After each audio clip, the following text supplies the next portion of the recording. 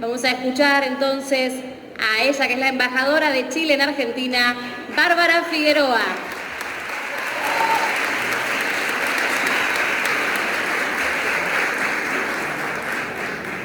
Bueno, en primer lugar, muchas gracias por la invitación. Tal como ha señalado Emir, un orgullo poder estar acompañándolas en este evento.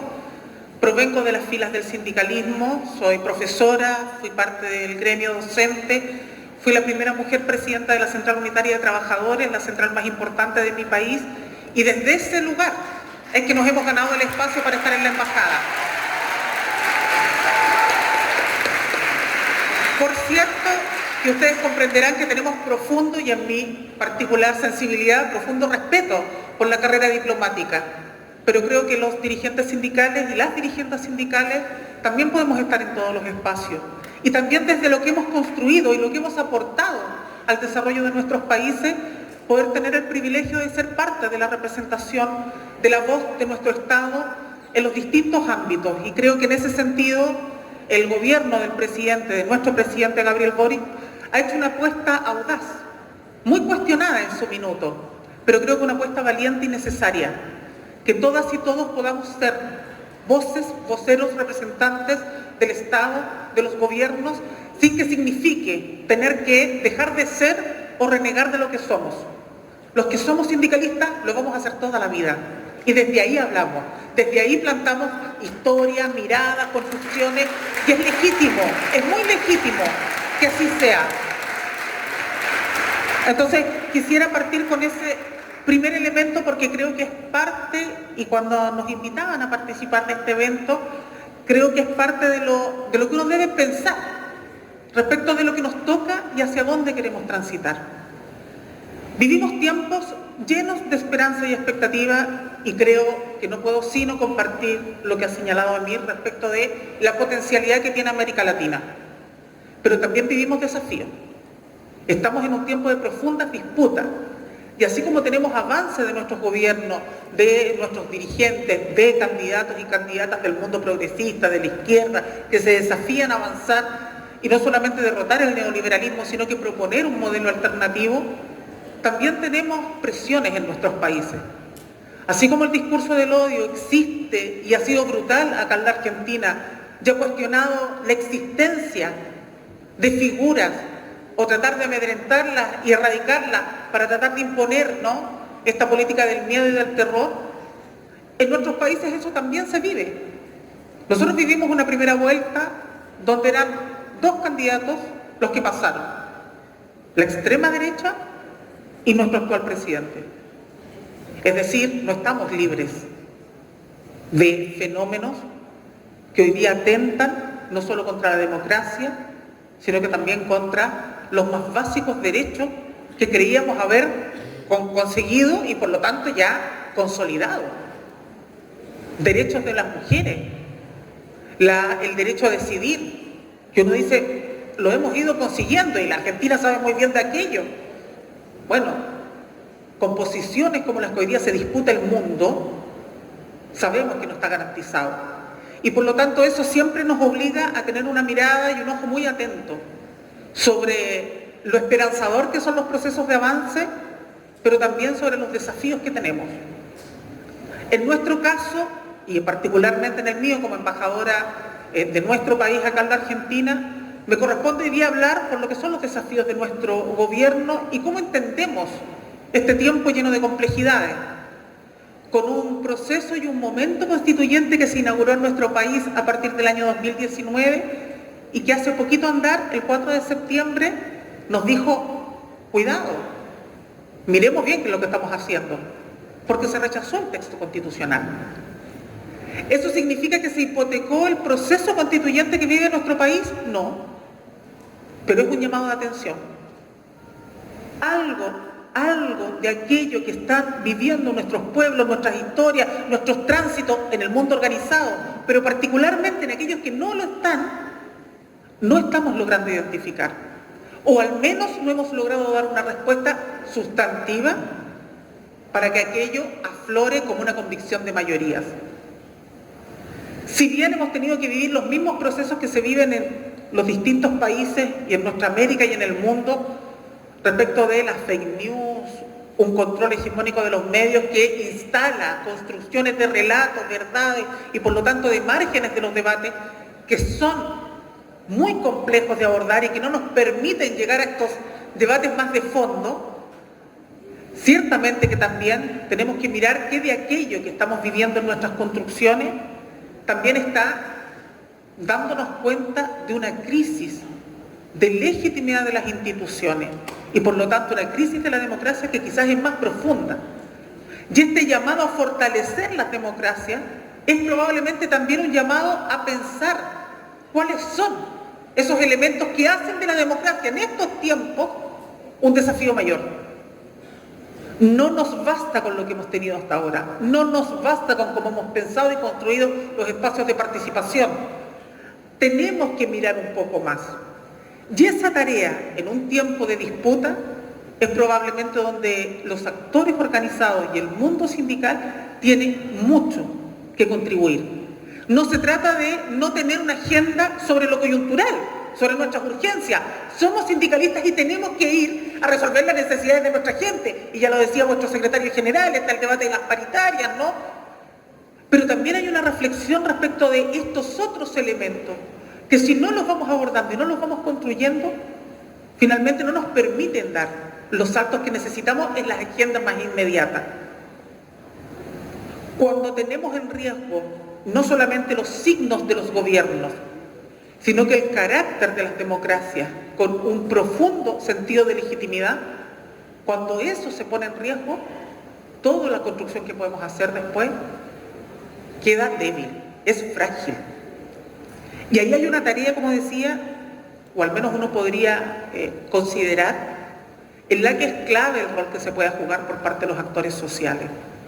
Porque los gobiernos tenemos el rol y el deber de ser comprometidos, consecuentes y coherentes con nuestros programas, con lo que hemos comprometido ante la ciudadanía, ser capaces de informar y de convocar a las grandes mayorías cuando vemos que no es posible que aquellos avances que estamos consolidando se lleven a cabo porque no tenemos las mayorías en el Parlamento, porque nos generan obstrucción, y de convocar también a los actores sociales a que sean parte de esto sin que pierdan su identidad, su independencia y su autonomía. Porque tenemos que saber capaces de diferenciar y de distinguir. No podemos ser todos lo mismo, tenemos que ser respetuosos también del rol que le toca a los actores sociales desde su independencia y su autonomía para que puedan ser ojo crítico cuando no logramos hacer las cosas bien o para que podamos complementarnos en las mejores medidas que nos permitan avanzar de manera consolidada. En un tiempo que ha estado marcado por la incertidumbre, por el dolor, por la pérdida, por los duelos inconclusos, en el marco de una pandemia donde la humanidad decía estamos conquistando ya no solamente el mundo, sino que vamos a trascender. Ya no hay fronteras, estamos explorando en Marte, vamos a ir a otros planetas a ver cómo subsistimos. En ese contexto de falsa superioridad, llegó la pandemia y nos volvió a demostrar la fragilidad de nuestra condición humana. Y que individualmente no somos nada. Y que localmente no somos nada, y que desde nuestra frontera no vamos a resolver los grandes problemas de la humanidad. Necesitamos trascender, integración, más acción conjunta, más solidaridad, pero en proyectos y en miradas que a veces son contraculturales, porque también tenemos una cultura que ha bregado por la competencia, y entonces tenemos que ir a chocar permanentemente, ir a educar, ir a trabajar por aquello, para imponer la solidaridad y una manera de entender el mundo distinta, no solo para subsistir, sino que para poder gozar de bienestar y de felicidad. Cuando en el caso del mundo del trabajo hablamos de la incorporación activa de las mujeres, no estamos diciendo que con eso tengamos que hacernos un favor. Lo que estamos diciendo es, si no estamos todos y todas, ¿cuánto dejan de crecer nuestros países? ¿Cuánta capacidad de desarrollo se pone en juego cuando no estamos todas y todas? Porque ese es el problema de la exclusión, ese es el problema de las diferencias, de la precariedad, de la discriminación, que al no estar todas y todos, finalmente no solo es uno el que dice, mira, yo soy la vulnerada, no, tú también, porque es nuestro territorio el que se niega a tener todas las capacidades para poder desarrollarse. Entonces, en ese reflexionar que hemos hecho, hay mucho con lo cual aportar al debate que vivimos hoy día, porque hoy día precisamente es eso. No es solo gobiernos versus movimientos sociales, izquierdas versus derechas, son también romper estos bordes.